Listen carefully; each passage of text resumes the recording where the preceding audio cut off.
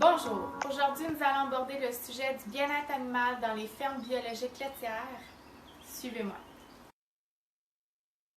Dans toutes les productions, que ce soit animale ou végétale, les producteurs ont le choix de faire un travail conventionnel ou bio. Par contre, la production biologique peut amener certains défis supplémentaires à surmonter. En effet, les entreprises laitières qui se conforment au biologique ont plusieurs contraintes à respecter. Parmi celles-ci, il y a par exemple, les animaux doivent avoir accès à l'air libre lorsque les conditions climatiques le permettent. Les producteurs doivent donner des aliments biologiques aux vaches, donc sans OGM et sans pesticides. Il ne faut pas administrer de médicaments vétérinaires s'il n'a aucun signe de maladie. Lorsqu'un antibiotique est administré, la période de retrait est d'au moins 30 jours, ce qui est le double du conventionnel. Lors d'une période de retrait, le lait ne peut pas être récolté dans la citerne. Bien que le bio fasse bonne presse devant les consommateurs, les experts du milieu peuvent avoir des interrogations à propos du bien-être dans les élevages biologiques. Est-ce que le fait d'être limité dans l'utilisation des traitements vétérinaires a un impact sur la santé des animaux? Est-ce que le bio signifie réellement meilleur bien-être animal? Allons voir ce que les articles scientifiques nous révèlent à ce sujet. Un sondage réalisé auprès des vétérinaires états-uniens a démontré que les traitements les plus souvent utilisés ou prescrits sont les antibiotiques. Les antibiotiques sont majoritairement utilisés pour traiter les infections du pie chez les vaches en lactation, communément appelées mammites. Les mammites sont causées par une infection bactérienne et rendent le lait inapte à la consommation humaine. Toutefois, les fermes biologiques utilisent significativement moins d'antibiotiques que les fermes conventionnelles. Rappelons que dans les productions biologiques canadiennes, les antibiotiques ne doivent pas être utilisés, à l'exception de cas d'urgence bien sûr. Dans le cas où les antibiotiques sont utilisés, le lait doit être retiré de la citerne et l'animal peut perdre son statut biologique. Toutefois, il est important de mentionner qu'il est interdit de laisser un animal malade ou blessé d'être privé d'un traitement vétérinaire pour seulement le maintenir de son statut biologique. Vous direz sûrement, mais là, comment font les producteurs pour maintenir leurs animaux en santé tout en limitant leur recours au traitement? Pas de panique. L'étude de Vallée et Al a conclu que le bien-être des animaux biologiques était égal et même supérieur au bien-être des animaux conventionnels.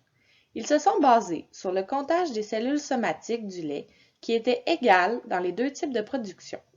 Les cellules somatiques sont des anticorps produits par l'organisme pour se défendre lors d'une infection. Ce critère est un indice de santé dans les troupeaux car un taux de cellules somatiques élevé, plus de 300 000 cellules par millilitre, indique qu'une vache est contaminée par des agents pathogènes. Il est souhaitable d'avoir des vaches avec un comptage inférieur à 100 000 cellules par millilitre, ce qui indique que les vaches sont saines. Donc, comme ils sont limités dans l'utilisation des médicaments vétérinaires, les producteurs bio ont recours à des méthodes alternatives pour assurer la santé des animaux. L'homéopathie est une pratique pseudo-scientifique qui utilise des traitements extrêmement dilués. Une étude allemande a utilisé 180 vaches en lactation pour comparer l'efficacité d'un traitement d'antibiotiques, d'homéopathie et d'un placebo sur les mammites cliniques. La recherche n'a pas montré de résultats concluants. Bien que l'antibiotique avait une différence significative avec le placebo, le traitement d'homéopathie, lui, avait le même taux d'efficacité que l'antibiotique ou le placebo.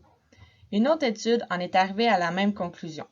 Ça ne veut pas dire que l'homéopathie ne fonctionne pas, mais ça ne veut pas garantir son efficacité non plus. Apparemment, les producteurs bio ont plus tendance à gérer les troubles de santé par eux-mêmes. Par exemple, pour neutraliser l'apparition d'une mamite, ils peuvent augmenter la fréquence de traite pour cette vache. Ceci permettrait de réduire la prolifération des bactéries. L'étude de Kromker et al. A analysé 93 vaches laitières séparées aléatoirement en deux groupes. Un groupe était trait 2 fois par jour et un autre 4 fois par jour. Cependant, l'augmentation de la fréquence de traite n'a apporté aucun effet sur la guérison des mammites. Saviez-vous que les producteurs bio passent plus de temps à l'intérieur de leur ferme que les producteurs conventionnels?